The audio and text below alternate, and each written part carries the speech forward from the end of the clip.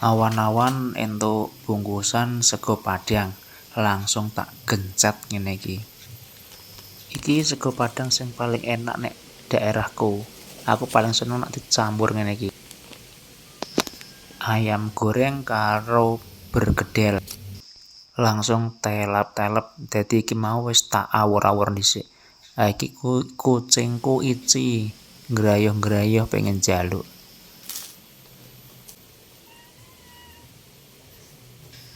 Mangan sego padang ngene iki ya ora bendina. Paling ya sesasi pisan ora ben pindho.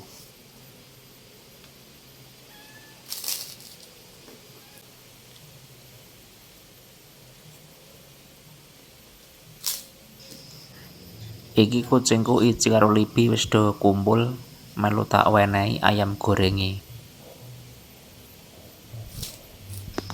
Nek menurutku sego padang iki paling enak nek dibungkus. Nek dipangan nek tempat ki rasane beda.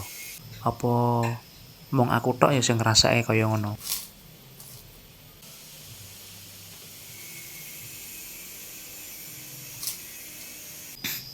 Alhamdulillah iso entek sak bungkus gedhe. Warak tenan iki.